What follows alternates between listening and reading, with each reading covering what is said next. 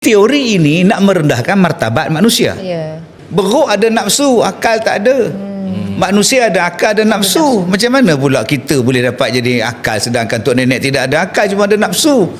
Jadi ini perkara yang perlu diperbetulkan. Masa bila kita daripada beruk? Kalau kita daripada beruk, saya rasa masalah semua dalam dunia ni selesai. Masalah hospital selesai. Contoh, masalah kekurangan darah, dia tabung darah hospital yang telah selesai. Ini apabila kira-kira 400 ekor beruk datang menerima darah.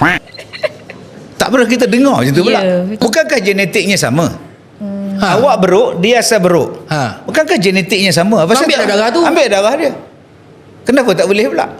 Dia beruk Ustaz. Satu awak juga cakap manusia asal daripada beruk. Manusia asal daripada Adam, Adam daripada tanah. Jadi itu asas dia. Kalau asas yang pertama tak boleh selesai, semua benda tak akan boleh selesai.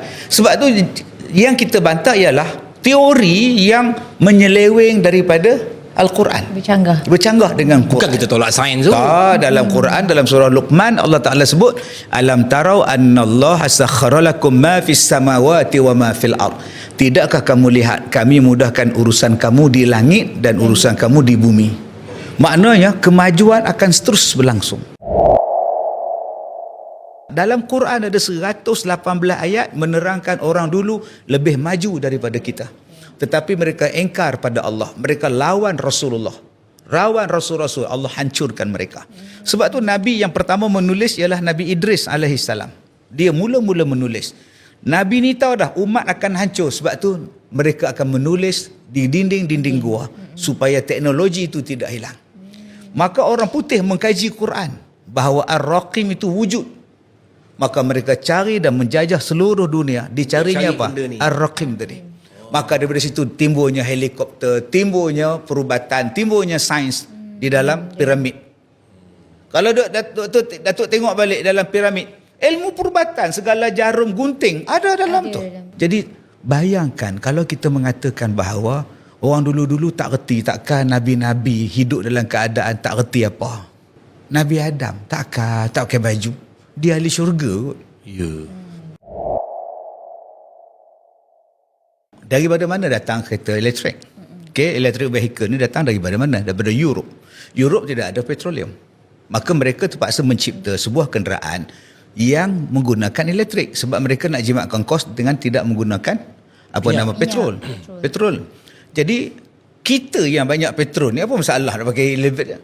Sedangkan penggunaan bateri untuk menghasilkan electric vehicle tu lagi banyak kos dia daripada pencemaran dan sebagainya. Dan ada orang cakap pula, dia kata, Ustaz, nanti minyak akan habis. Petroleum akan habis, Ustaz. Mana kau tahu? Tak juga. Allah Ta'ala sebut dalam Quran surah Al-A'raf, وَلَقَدْ مَكَّنَّاكُمْ فِي الْأَرْضِ وَجَعَلْنَا لَكُمْ فِيهَا مَعَيِّشْ. Tempat tinggal kamu adalah di bumi dan di bumi ada kehidupan. Ma'ayish maknanya kehidupan. Tak akan habis. Tadabbur Quran, nama surah cukup. Al-Fatihah, Al-Baqarah, lembu betina. Apa yang ada dalam minda kita? Bodoh macam lembu. Lembu dicocok hidung. Bodoh tak lembu? Kalaulah lembu tu bodoh, apa pasal Allah letak dalam Quran? Jadi kajilah lembu tu. Okey, di Malaysia ada 8,000. Okey. 6,000 masjid, 18,000 surau, 24,000 buah masjid dan surau. Satu surau 10 ekor. 24,000 darat dengan 10 ekor. 240,000 ekor lembu untuk dikorbankan. Darat dengan RM6,000. 1.4 bilion. Datuk tak nak terlibat dengan perusahaan lembu. Kalau Datuk untung satu ekor lembu 1,000 kali dengan 240,000, maknanya Datuk untung apa tu? 240 juta hanya dalam tempoh sekejap. Tapi siapa orang Islam yang ambil jadi tukang lembu? Dibela pada Australia, ambil pada Myanmar, buat keluar daripada Kemboja. Perusahaan susu lembu $1 trilion setahun. Yang untung siapa? Dutch Lady, Belanda, Australia, New Zealand. Kita? Tak ada. Lepas tu pula ada orang sekarang ni tengah sibuk nak pindah daripada bumi, konon nak kiamat ni, nak pergi duduk dekat planet lain ni. Sila, di sana ada lembaga air. Tenaga nasional ada. Yang ada kehidupan kata Allah di bumi. Walaqad, Allah gunakan perkataan tahqiq. Walaqad, sesungguhnya. Walaqad tu maknanya sesungguhnya. Hanya itu. Walaqad makkannakum. Sesungguhnya tempat tinggal kamu semua di bumi. Dalam surah Toha 55, minha khalaqnakum, dari tanah kamu dijadikan. Wa fiha nu'idukum, ke dalam tanah kamu akan dimasukkan. Wa minha nukhrijukum, dari tanah kamu akan dikeluarkan.